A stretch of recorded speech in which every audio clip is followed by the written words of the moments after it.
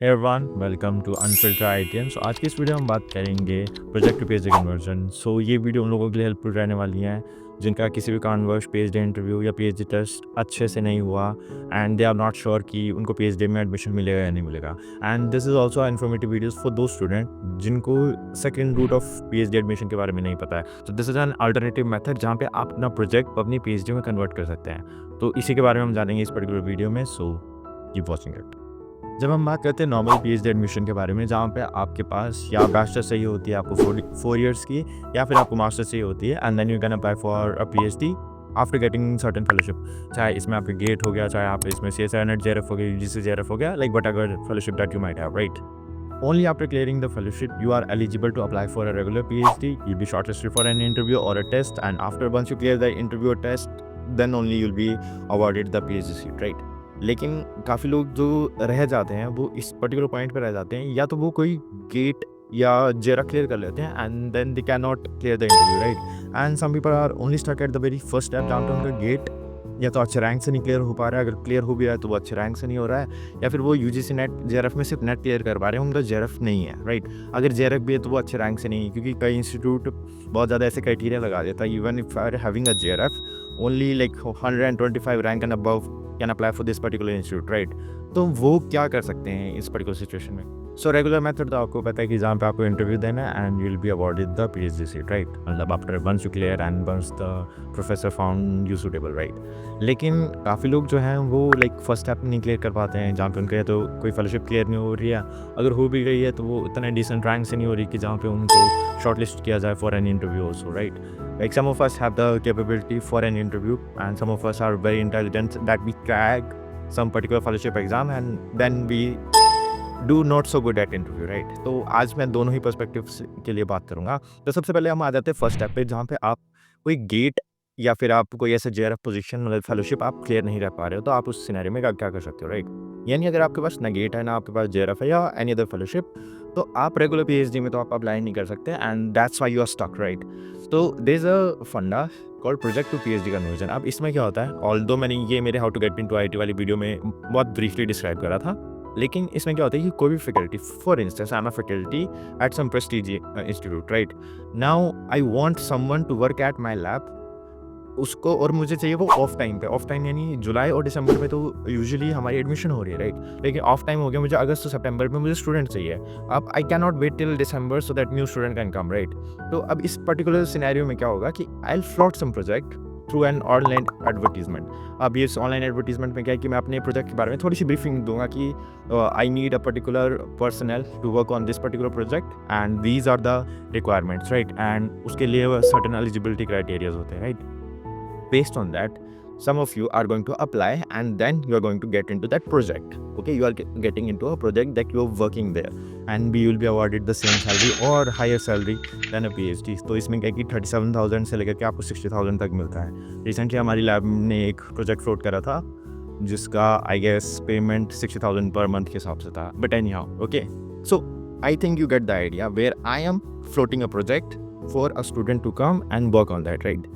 अब regular admissions और rolling advertisement या जो प्रोजेक्ट PhD बेस्ड एडमिशन में एक मेजर डिफरेंस ये है कि जो रेगुलर एडमिशन है उनका जो प्रोसेस है वो मई जून से स्टार्ट हो जाता है एंड जुलाई में आपकी एडमिशन ख़त्म हो जाती है, राइट? अगर आपको माना जुलाई सेशन में आना है तो मार्च अप्रैल में इनके एप्लीकेशन फॉर्म स्टार्ट हो जाएंगे, and by the May and June your interviews will be taken and by the July you will start your PhD process, right? लेकिन प्रोजेक्ट टू PhD एडमिशन का कोई ऐसे फिक्स डेट नहीं होती, ये कभी भी किसी पर्टिकुलर टाइम पे निकल सकते हैं। सो फॉर एग्जांपल आज पर वैकेंसी है and I want someone to come and work at my lab, right? So मैं क्या करूँगा, I will roll down the advertisement, I will give a certain time, यानी मैंने 10-15 दिन का टाइम दे दिया, and after 10-15 days I will based on the responses that I will get I will take the interviews of दो student and based on that I will select the candidate, ठीक है? तो इस केस में क्या करना पड़ता है कि आपको बहुत ज़्यादा एक्टिव रहना पड़ेगा, आपको बहुत ज़्यादा लाइक ऐसे वेबसाइट्स एंड ये सब चेक करते रहना पड़ेगा ताकि you don't miss out on these particular projects, okay? So make sure you are active on LinkedIn, you are active on website that you want to check, or what you can do is you can simply mail the professor and ask कि sir क्या आपके इसमें कोई particular project ऐसा position available है that I want to join, I am very much interested in your lab, so this is called cold emailing which you can do, and this is very beneficial, very helpful for like many of the students, क्योंकि मैं काफ़ी ऐसे लोगों से मिला हूँ जिन्होंने cold emailing के थ्रू ऐसी पोजीशन को पाया, and it's not a wrong thing to do. Okay, so make sure to email your favourite professor and those professor whom you want to work under. लेकिन अब इस particular project up to PhD conversion में क्या है कि once you are working on that, only when the time comes, यानी दिसंबर में जब एडमिशन होती है, only eight that point of time I can convert that project into a PhD. So I have to properly roll through an admission process, right. अब इसमें लेकिन आपके गाइड की भी सहमति होनी चाहिए, इसमें आपकी खुद की भी सहमति होनी चाहिए कि ठीक है that you want to do a PhD and you must be eligible for that. यानी आपके पास कोई गेट या फिर नेट क्वालिफाई होना चाहिए. Although you do not need a higher rank, but you need a still good decent rank. अगर for example GATE की अगर eligibility criteria is like 33 marks and you get 35 marks, then you are also eligible. Now once you know all of about this thing, right, कि जहाँ पे आपके पास gate या फिर net आपने जस्ट सिंपली क्लियर करा है and you are applying for this particular advertisement, right. तो आपके कुछ जो लाइक 3 or 4 months जो है वो एज अ प्रोजेक्ट, यानी आपको एज अ स्टाफ कंसिडर किया जाएगा. You will be not consider as a student, but you can work on the very first day itself. यानी कि अगर आपको किसी पर्टिकुलर प्रोजेक्ट के लिए एनरोल किया गया, राइट, तो आप अपने अगर आपके प्रोफेसर की भी सहमति है, so you can start working on for the PhD itself. And उसकी वजह से क्या होगा कि you will B saving the time. यानी जब तक आप अपने कोर्स वर्क एंड बाकी सब के बारे में आप पढ़ रहे होंगे, ऑल्दो ये सब बहुत डिटेलिंग मैं इस वीडियो में तो नहीं जाऊँगा, तो आई हैव ऑलरेडी कवर्ड कि complete guide for your PhD that you can find somewhere here. Okay, लेकिन once you are enrolled for a project, right, तो आप स्टार्ट कर सकते हो अपनी PhD from that time onwards. लेकिन अब आपको प्रोजेक्ट टू पीएचडी कन्वर्जन के टाइम पे और कौन कौन से क्राइटेरिया है जो सही होते हैं, राइट. तो सबसे पहले तो आपको गेट या नेट सिंपली क्वालिफाइड चाहिए. You do not need a decent rank, यानी कि आपको टॉप 100 में नहीं होना, आपको टॉप 500 में नहीं होना. You simply need to clear GATE और the UGC NET. And the second thing you need to do is you need to do good at interviews. अब how do you do good at interviews? This was the second part that I wanted to cover, क्योंकि कई लोग like many of us can clear a particular fellowship but we cannot clear a particular interview. तो all the मैंने interviews के लिए बहुत सारी ऐसी 2-3 वीडियोस बना रखी हैं which you can check on my channel, but a briefing of that particular thing is कि फॉर इंस्टेंस अब ये प्रोजेक्ट टू पीएचडी वालों के लिए स्पेसिफिकली बताना चाह रहा हूँ मैं. आई will not be talking about the interview itself, PhD interview itself, क्योंकि अब इस केस में क्या है कि प्रोजेक्ट टू पीएचडी इंटरव्यूज़ जो होंगे वो बहुत स्पेसिफिक होंगे, बहुत नीश्ड होंगे, राइट. क्योंकि जब नॉर्मल पीएचडी एडमिशन हो रही होती है उस टाइम पे आपसे यूजुअली ये पूछा जाता है कि आपने थीसिस में क्या करा है, and based on the thesis they are going to further ask question कि ओके आपने थीसिस में ये करा तो ये क्यों करा, and what was the rationale behind it, and what are the things that you are going to achieve by doing this stuff like that, right. लेकिन अगर आप प्रोजेक्ट टू पीएचडी के थ्रू आ रहे हो तो यहाँ पे 2-4 चीज़ें हैं जो बहुत स्पेसिफिक हो जाती हैं. सबसे पहले आपको प्रोजेक्ट के बारे में थोड़ा बहुत पता होना चाहिए, and that you will get to know by the advertisement. यानी जब भी एडवर्टीजमेंट रोल होंगी आप एडवर्टीजमेंट को अच्छे से पढ़ो. एंड अगर आपको एडवर्टीजमेंट के बारे में ज़्यादा नॉलेज नहीं है, for instance I am from a neuro science, right. अब फॉर इंस्टेंस वायरोलॉजी का कोई पर्टिकुलर प्रोजेक्ट आ गया कि ये पर्टिकुलर वायरस ये न्यूरो डिजनरेशन कर रहा है, चलो मैं अपने टॉपिक के साथ लिंक कर देता हूँ, and I want to get into that project, right, by any means. So I will start studying about that particular organism कि वो क्या क्या करता है क्या नहीं करता, and based on that I will prepare for an interview. यानी मैं थोड़ी बहुत नॉलेज लेकर के आ रहा हूँ उस पर्टिकुलर प्रोजेक्ट के बारे में. Once the question being asked, तो उस केस में क्या है कि आई कैन टेल एफिशिएंटली कि what this project is about and how I can be the perfect student for this, right. अब प्रोजेक्ट से जो पीएचडी कन्वर्जन के टाइम पे जो इंटरव्यूज़ होते हैं that are not very generalised interview, that are very specific and very niched in the sense कि माना कि मैंने एक पर्टिकुलर प्रोजेक्ट के ऊपर जो रोलिंग एडवर्टीजमेंट निकाली है थ्रू लिंक्डइन और थ्रू वेबसाइट और एनीथिंग, राइट, तो I will start putting up the question based on that project only. I will not have the time to put a generalised question कि आपने आपके thesis में क्या करा, although this might be asked, क्योंकि some time what happens is the evaluator might want to know what techniques you are familiar with and what techniques you might not know, right, and that you might have to learn during this course of a project or a PhD, right.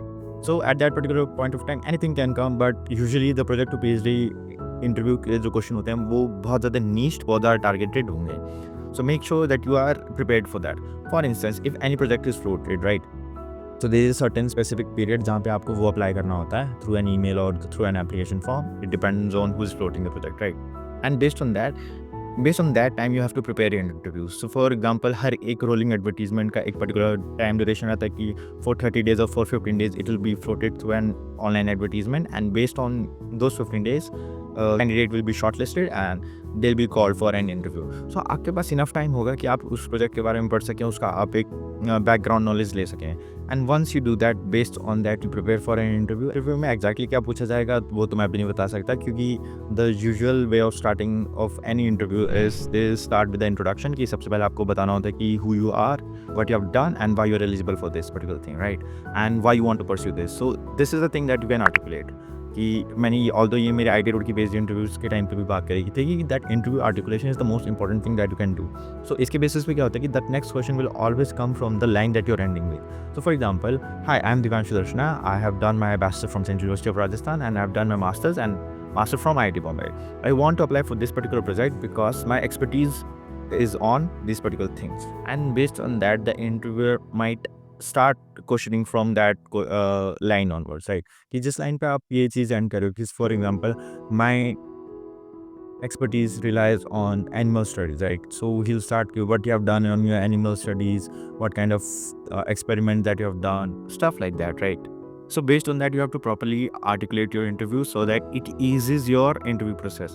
Sometimes what happens is कि मैंने मतलब most of the students जो पे interview failure भी होते हैं, I should not term the failure, but इस case में क्या होता है कि वो लोग अपना जो इंट्रोडक्शन है ना वो प्रॉपरली फ्रेम नहीं करते हैं, एंड जिसकी वजह से क्या होता है कि when they go to an interview so they start panicking, और उस पैनिक के चक्कर में क्या होता है कि that they cannot properly say things out loud. So when you are not saying things out loud, it already gives the impression that you are not confident enough. अगर आप अपने प्रोफेसर को ही नहीं झेल पा रहे तो आप किसको, अगर आपके इन फ्यूचर जब आप पे वर्क स्ट्रेस आएगा, so how will you able to handle that, right?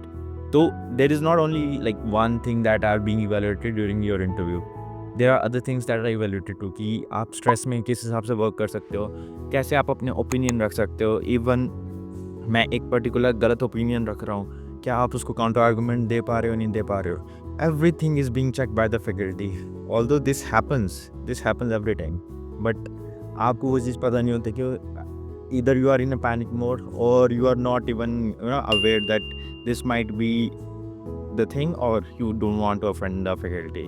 So make sure if these things come, you are very in a calm and peace state. सो अगर आपने अपना इंटरव्यू आर्टिकुलेशन बहुत अच्छे से कर लिया तो उसके बेसिस पे क्या होगा कि नेक्स्ट क्वेश्चन वो उसी लाइन पे से स्टार्ट करेंगे जिससे आपने एंड करा है, एंड जिसकी वजह से आपको एक एज मिल जाएगा, क्योंकि आपके दिमाग ने ऑलरेडी चीज़ों को एक पर्टिकुलर लाइन पे सेट कर दिया, राइट? अगर अब सामने से कोई भी क्वेश्चन पूछा जाएगा that will be able to answer it much more efficiently. So make sure to properly articulate your introduction so that it can give a proper flow state to your interview process, and this will actually help you during your interview thing, right? अगर आपको इसी के बारे में tips है so you can watch that IIT Roorkee based interview जिसमें मैंने interview articulation के बारे में अच्छे से बात करी है, right? And make sure you contain your nervousness, क्योंकि nervousness can be a weapon or it can be a enemy. A weapon in the sense कि you can use it to craft a path forward, or you can simply cut down your leg.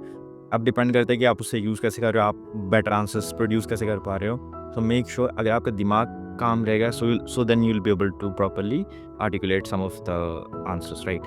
And make sure to be confident, and अगर आपको कोई चीज़ नहीं आती है, instead of giving a wrong answers, make sure you say कि I do not have enough knowledge right now, I have to study and stuff like that, right? If you're watching till here, I want to give you certain tips that might help you, right?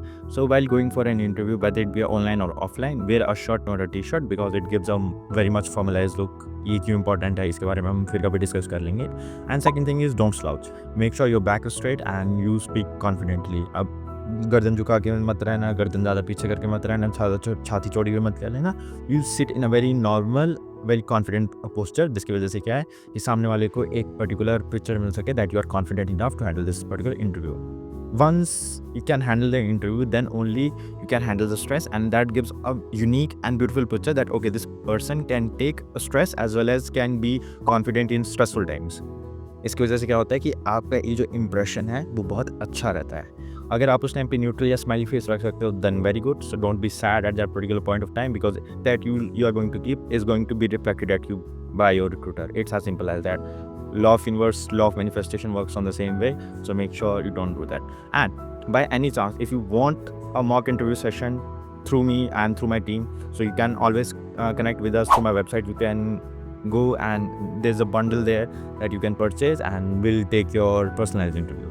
So with this, I want to thank you, and it helps, make sure to subscribe and share it with those candidates who might need it. Thank you very much.